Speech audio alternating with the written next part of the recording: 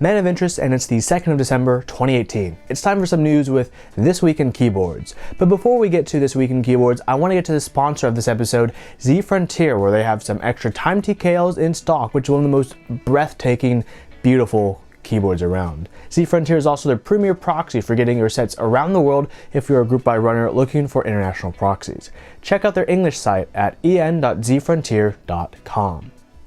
Now let's start with the news, and we have quite a bit of GMK on the list, so let's get to it. First off is the interest check for GMK 9 to 5 and 5 to 9 by Nuggles. This 2-in-1 interest check is supposed to be the spiritual embodiment of a desk job on one side and a testament of the life of waking up and going to bed when it's dark outside on the other. And I can't speak about the latter, but I can speak about having a desk job, and unfortunately, GMK 9 to 5 isn't doing it for me thematically. I actually like the copy and paste sub-legends on the CNV, as well as a lot of the novelty keys. Despite my disagreement with the colors and the theme quite a bit, I like the idea of it. Throw the 5 to 9 alphas on the 9 to 5 set, and you'll have me a bit more interested. Maybe workshop the colors a little bit, and I think it's on to a good start. Next up, we have the interest check for GMK Metropolis by Neflock, and you know what? I really like this. Neflock has taken inspiration from the dazzling lights of the big city with a strong blue-black base and traffic light-esque reds and yellows. For some reason, this really reminds me of BioShock 1, like an almost underwater Art Deco theme. Neflock, you got my attention with this one.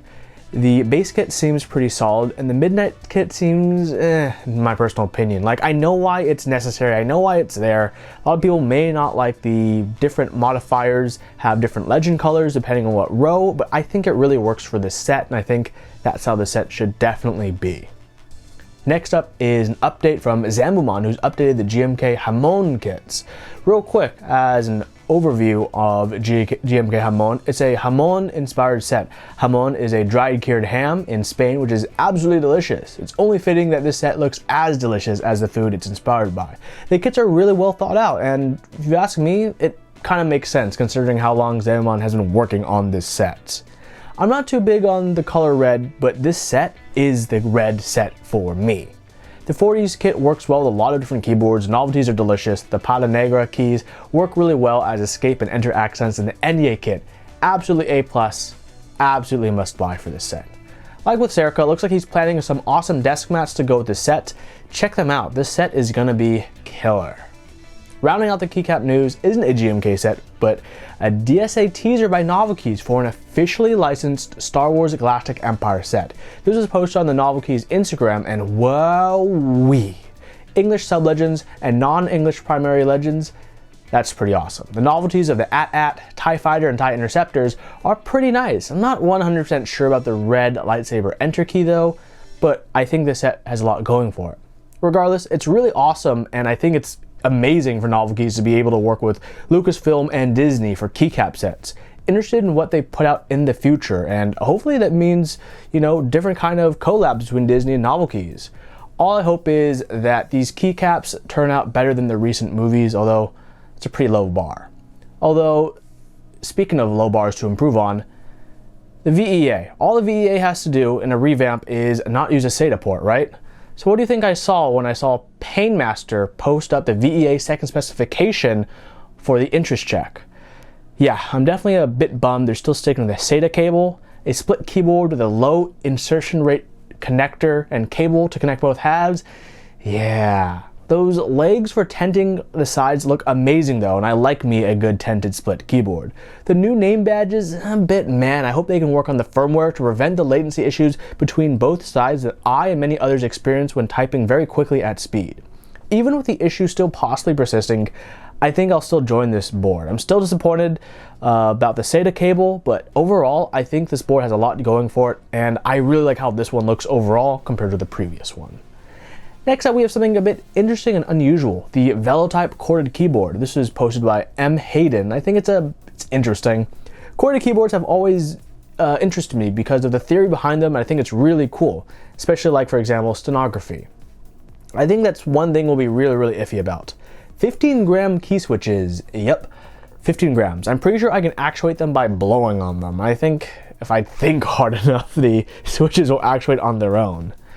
There's some pretty nifty things like touchpad integration in the keyboard, as well as a variety of languages it supports.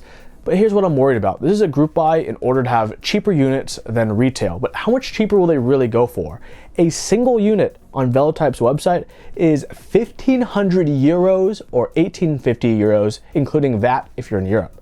And even that goes 1/3 the price down to 1,000 euros, that's still over $1,100 for this keyboard. I mean, that's pricey, and you know it's pricey when this keyboard has leasing options and payment plans. Next up, let's talk about something that is cheaper than expected, and that's the TGRX Singa Unicorn 60. This is posted by Cat Wee Wee, and many would expect anything that has a TGR tag on it to be north of $350. So, many would be surprised by the $250 to $300 price expectation range. This 60% tray mount plate will have a brass weight on the bottom, brass or aluminum plate, PCB, and a rubber gasket. That will be pretty cool. The rubber gasket will rest between the PCB and the plate, and I think it's an interesting way of using the rubber gasket, and I hope it works out really, really well. It's a comfortable 6-degree typing angle, and the group buy is expected to run sometime this week on singakb.com. So keep your eyes out on this board if you're looking to pick up a new 60%. Next up is the group buy for the Zeno, which started last week on zeopc.net.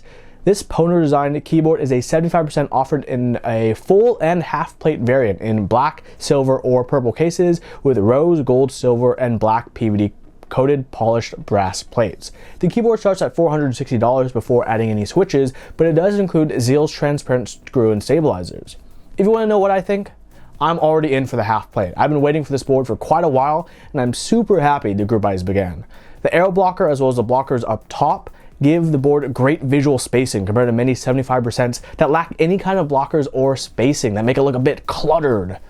If you're looking to get this board, consider using my affiliate code, zeopc.net/manofinterests. It helped me out a ton. Moving on to a bigger board is the pre-order for the Kin 25 TX108 SE. This is probably one of the most beautiful full-size keyboards I've ever seen, but it's quite the hefty price. To be honest, I don't know if I've ever wanted a full-size keyboard as much as this one, aside from the Southpaw full-size. I just want to say though, the shipping to the US is $102. That's a pretty hefty keyboard.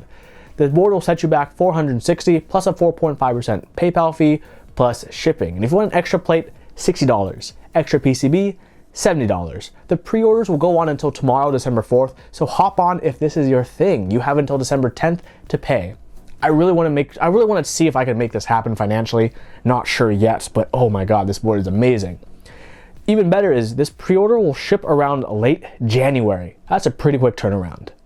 Next up, we have the group buy for the Jesus switches by Supervan. It's now live. These are Panda alternative switches with a 67-gram bottom out weight, and they're selling for $1 per switch, plus a 4.4% PayPal fee, plus $15 shipping worldwide. This group buy will be running until December 26th, and shipping will be commencing the day after, starting on December 27th.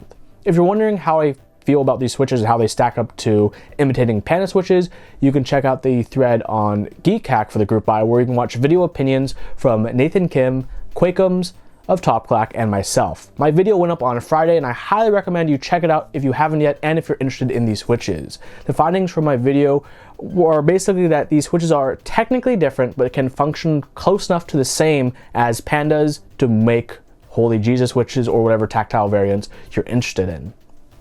Last but not least in the news is something pretty nifty. Vendor Mech Fashion has started his group buy on some spill-proof printed polyester sleeves with fleece on the inside and some, quote, sponge-like fabric for keyboard protection. These are pretty cool sleeves with a lot of customizability at an amazing price, it seems like. You get to customize both sides of the outside, the flap, inside pocket, the cord color. You can even have an inside pocket. Heck, if you give the dimensions to Pitrek of Mech Fashion, he will make a sleeve to your sizing to fit your keyboard and invoice you accordingly for the size. Looks like orders are going to be collected until the 9th of December, with sleeves being shipped out in January. Well, that's it for this week in keyboards. Please let me know what you think about the show. Let me know if you have any suggestions. Comment down below if you do. I read through every single comment. And if you haven't subscribed yet, please subscribe. I put out videos every Monday, Wednesday, and Friday. And if you want to support what I do, check me out on Patreon and feel free to throw $1 or $2 my way. Every little bit helps. I'll see you guys on Wednesday for my next video. And until then, everyone, stay classy.